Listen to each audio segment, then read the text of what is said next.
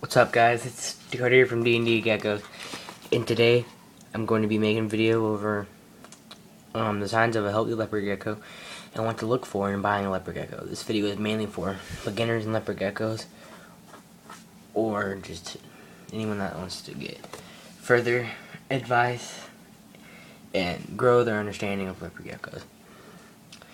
So one of the number one signs to look for a healthy leopard gecko is the tail.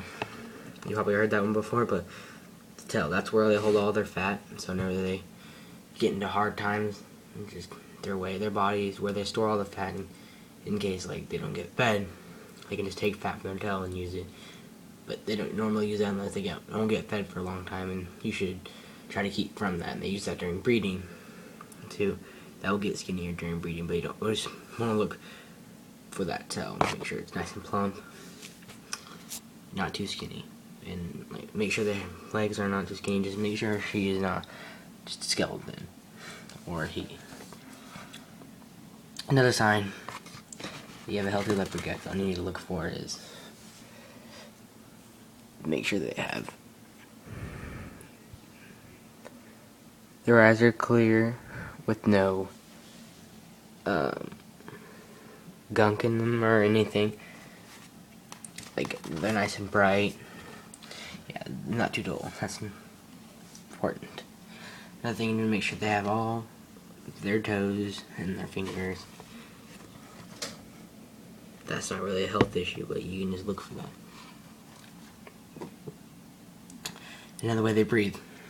Whenever they're just sitting there in there, wherever you're looking at them or online, but you probably can't look on them online. But I recommend, if you don't know the breeder and haven't heard a bunch of good things like in a pet store, I don't recommend buying from pet stores, but if you buy from a pet store, then look the way they breathe. If they breathe with their mouth open, there's probably like something wrong with something wrong with the respiratory system or something like that. Their mouth should be shut when they're breathing, not open. Yes. Another thing is to look at their stools. If you can look at their stool, it's kind of hard to look at a pet store, but it's like the only one in the cage. I don't know, get them home for a few days. It's kind of hard with the stools. Or another one for a healthy leopard gecko.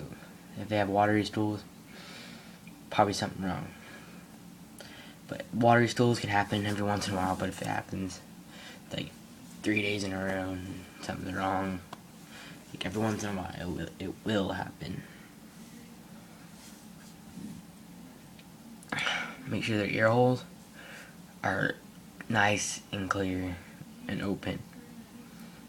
Yeah, but don't want anything in there.